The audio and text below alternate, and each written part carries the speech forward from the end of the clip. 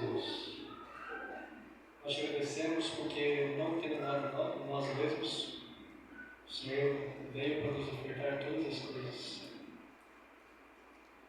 Te pedimos que cada dia nos dê o senso de nossa necessidade, para que realmente recorramos a Ti e que Te recebamos o poder. Te pedimos mais uma vez que seja conosco nesse culto. Amém. Gostaria que todos que tiverem a Bíblia em mãos, também se tiver no celular, abrissem o capítulo 25 de Mateus. Hoje o tema será desenvolvimento próprio e descanso. Então, bastante acordado aí no culto da manhã, também continuando agora, né?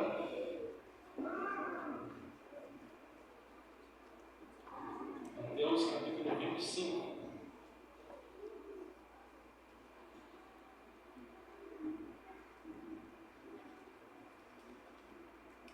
Versículos 14 a 30. Eu vou ler todo o texto, depois a gente vai vendo ponto a ponto.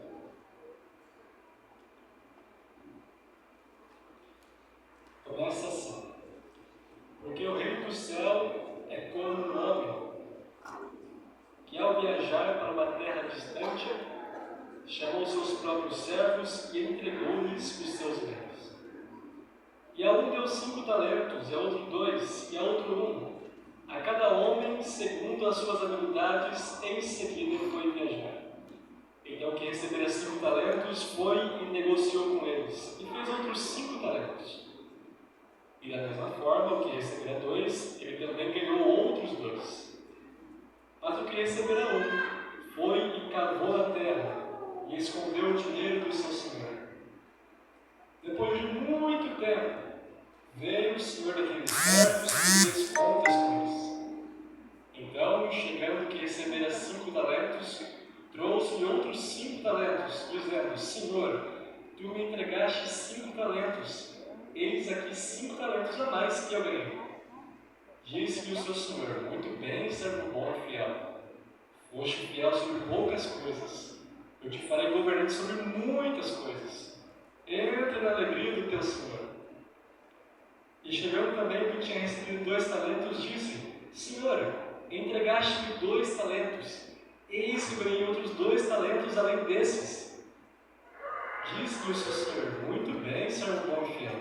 Foste fiel sobre poucas coisas, eu te farei governante sobre muitas coisas. Entra na alegria do teu senhor. Então, chegando que receberam 1 talento, disse: Senhor, eu soube que és um homem duro, que colhes onde não semeaste e ajuntas onde não espalhaste. E receoso, eu fui e escondi na terra o teu talento. Eis que aqui está o que é teu. Respondeu o seu senhor, disse-lhe: servo perverso e preguiçoso, tu sabias que eu colho onde não semeei e ajunto onde eu não espalhei?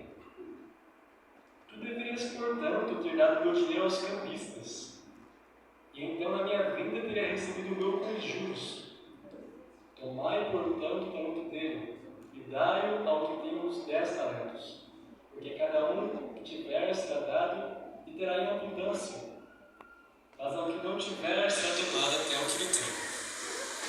E lançai o servo inútil nas trevas exteriores, ali haverá pranto e ranger de dentes. A partir dessa parábola, popularmente, comumente conhecida como parábola dos talentos, a gente pode tirar algumas observações, fazer algumas considerações.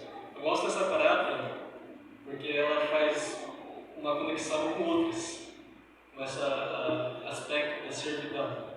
Se a gente for lá para Lucas 17, a gente também tem uma parábola relacionada a essa.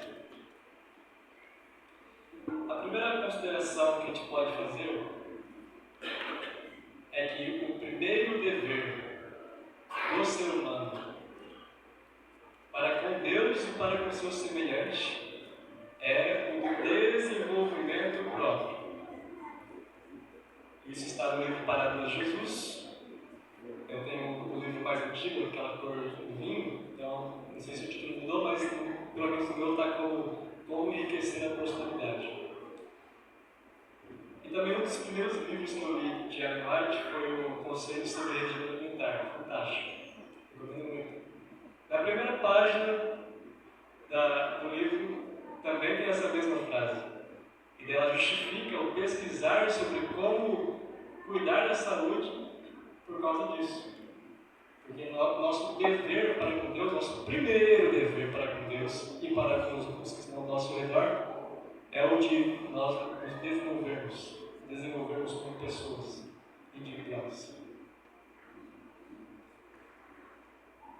Deus nos ensina que o objetivo da vida é servir. E isso é exemplificado na vida de Jesus, que veio não para ser servido, mas para servir e dar a vida em resgate de muitos. Marcos capítulo 10, versículo 45. Eu gostaria de salientar que as pessoas pregarem sobre talentos, pelo menos as pregações que eu já ouvi, costuma-se enfatizar muito os talentos no espaço da igreja. Então, se você tem coragem suficiente para ir para frente e pregar, você prega. Se você toca um instrumento, ou se tem uma voz bonita, também cante. Ou se você tem o dom de mexer com o canal, com o som, você pode jogar os bastidores também. E todos esses exemplos estão corretos. São formas de servir.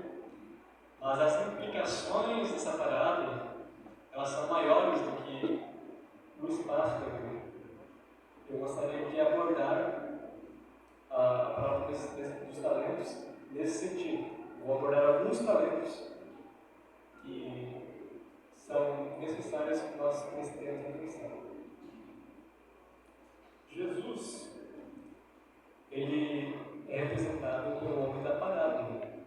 O homem da parábola no começo lá, ele entregou bens aos seus servos e logo partiu de viagem. Jesus também, quando contou a parábola, se vocês conferirem aqui, versículo 25, os próximos, já dá aqui a crucifixão de Jesus. Jesus estava próximo também de partir da terra. E ele legou bens à sua igreja, os dons do Espírito. Ele deu a oportunidade de que os discípulos fizessem milagres, curas, expulsassem os demônios, falassem em línguas novas. E esses talentos, eles representam, esses dons, eles são representados como incluídos os talentos da parábola. Mas também, nós podemos entender talento como dom, como vantagem. Qualquer vantagem natural, vantagem adquirida que você tenha, é um talento. O primeiro talento que eu gostaria de discorrer aqui com vocês é o talento do tempo. Eu estava prestando atenção na pregação do pastor hoje e ele estava nos incentivando a usar o tempo com sabedoria. Não gastá-lo inteiramente com as coisas dessa vida, mas fazer o reino de Deus a principal coisa. É uma ordem sobre isso, Mateus 6:33. O tempo é uma dádiva de Deus. Ele, infelizmente, foi limitado por causa do pecado original. E nós não dispomos atualmente abundantemente desse recurso. Na parábola que a gente acabou de ler, a gente tem o desejo de Jesus para nós. Como Ele quer que nós usemos o nosso tempo. Porque Ele partiu, está no céu, assim foi. Como o homem da parábola. E Ele quer que nós o esperemos, que nós aguardemos a sua breve volta, sua segunda volta esperada. Mas Mas como devemos esperá-lo? Será que devemos esperá-lo parados, sem fazer nada, em ociosidade? Não. Os servos da parábola são os bons.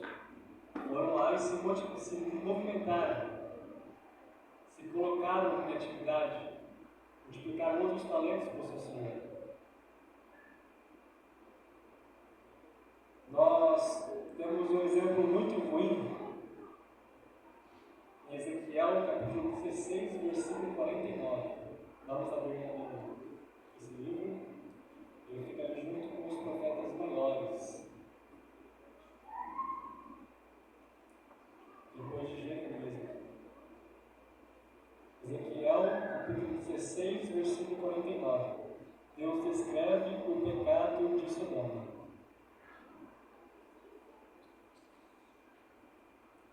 Eis que esta foi a iniquidade de tua irmã Sodoma: orgulho, plenitude de pão e abundância de ociosidade estavam nela e em suas filhas. Nem fortaleceu a mão do pobre e necessitado.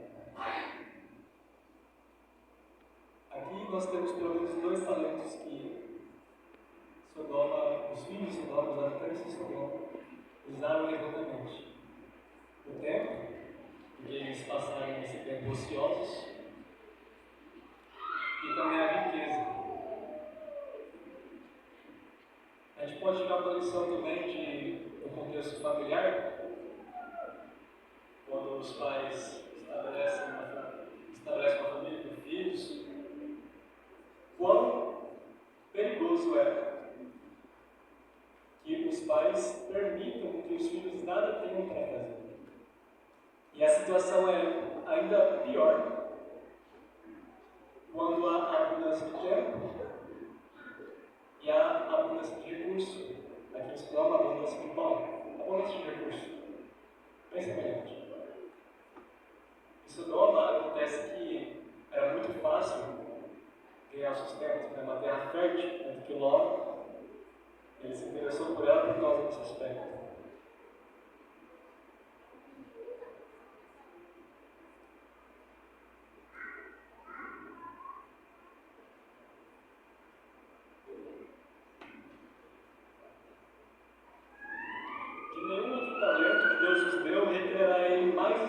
Conta do que o nosso tempo. Essa também é uma declaração feita em parábola de Jesus. Jesus nos adverte a remir o nosso tempo em Efésios capítulo 5, versículos 16 e 17. Paulo dá um conselho para os Efésios. Remir o tempo. Eu não sei conjugar o verbo, mas remir o tempo porque os dias são maus. E não andeis, não sabendo a vontade do Senhor, mas procurai conhecer. Nós devemos usar nosso tempo, utilizar esse tempo para conhecer a vontade de Deus. A riqueza também é um talento que Deus nos legou para auxiliar nosso próximo. Teve um exemplo muito bacana. Outra parábola. O bom samaritano. O bom samaritano ativou muito a ajuda dele, que emprestou um judeu ferido na estrada. O que aconteceu também? Ele tinha 2 denários e entregou para o dono da hospedaria. Ele teve que desembolsar, teve que tirar do seu próprio bolso para ajudar aquele homem. E eram 2 dias de trabalho. O denário equivalia a um dia de trabalho. Jesus então nos ensina, nos estimula a usarmos os dons da riqueza, o dinheiro e também o tempo para auxiliar nosso próximo. Por último, eu vou falar aqui sobre as faculdades mentais. Eu tenho um pouquinho de tempo, o iletrado, quando a gente fala de inteligência, ele bem pode ter a sua utilidade na causa de Deus. Ele pode fazer o bem. Mas aquele que se desenvolve intelectualmente, se utiliza as suas faculdades mentais, ele pode ter um campo de atuação maior, ele pode ser mais útil. E como nós devemos utilizar nossa inteligência, principalmente, no sentido de entender a palavra de Deus? Em 1 Timóteo, capítulo 4, versículo 13, Paulo dá um conselho a esse jovem. Ele diz: persiste em ler, exortar e ensinar até que eu vá. A gente pode tomar esse conselho, essa admoestação de Paulo, para nós também, colocando Paulo como Jesus e nós como o jovem Timóteo. Jesus falou para a gente bem assim: persiste em ler, em exortar e ensinar até que eu volte, até que eu vá. E qual será que deve ser a nossa frequência de estudo da Bíblia? Vamos ter alguns exemplos aqui, vamos esquadrinhar a Bíblia novamente. Eu gostaria de ler mais textos, mas eu tenho aqui com Deuteronômio.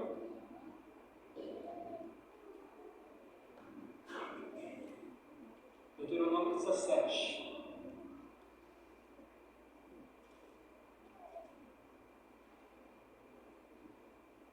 Deuteronômio capítulo 17.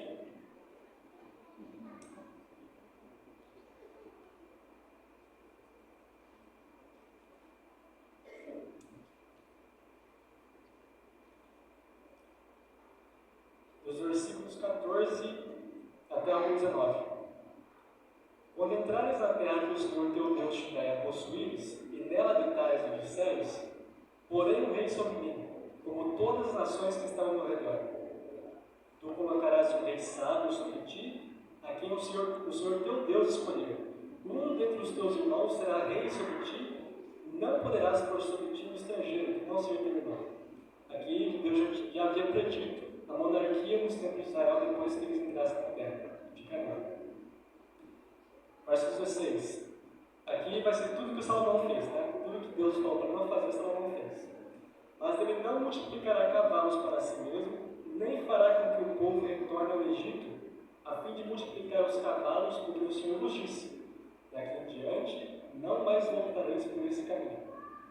Tampouco multiplicará esposas para si mesmo, para que seu coração não se desvie, nem multiplicará grandemente para si prata ou ouro. E acontecerá que, quando ele se assentar no trono do seu reino, que ele escreverá para si uma cópia desta lei em um livro, do que está diante dos sacerdotes e dos levitas. Agora prestem atenção. Versículo 19. E ficará com ele, e ele o lerá todos os dias de sua vida, para que possa aprender a temer o Senhor seu Deus, e guardar todas as palavras dessa lei e esses estatutos para fazer. Ora, um rei, o chefe de uma nação, tem muitas responsabilidades. Deus poderia olhar para baixo e pensar assim: esse homem tem responsabilidade demais. Se ele ler a lei só uma vez por semana, tá bom. Não. Lerá todos os dias da sua vida. Quanto maior a responsabilidade, o cargo, a ocupação, mais o homem deve se apegar a Deus, através do estudo da Bíblia, da oração.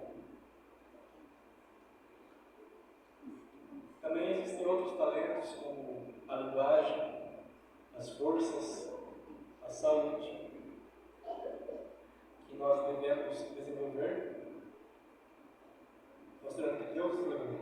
E mesmo que você se julgue uma pessoa sem capacidade nenhuma, ao menos um talento você tem, que é o tempo. O homem servo ímpio, na parábola, se a gente for pensar assim, tomando para nós, ele também tinha tempo. Tempo esse que poderia ser usado para multiplicar outros talentos. Talvez para você aprender um novo idioma, para poder pregar o Evangelho. Talvez tempo para você pesquisar mais sobre assuntos relacionados à saúde, ou sobre as forças, para ter mais oportunidade de servir as pessoas. Você tem tempo, se não tiver nenhuma capacidade. E finalizando, alguns cuidados que nós devemos tomar ao nos encaminharmos nessa jornada de desenvolvimento próprio. Primeiro, nós precisamos descansar. Também. Descansar é uma forma de desenvolver as forças da saúde. Então não se sinta culpado se você tiver que descansar, você precisa disso. Isaías capítulo 30, versículo 15. Deus dá uma repreensão para Israel.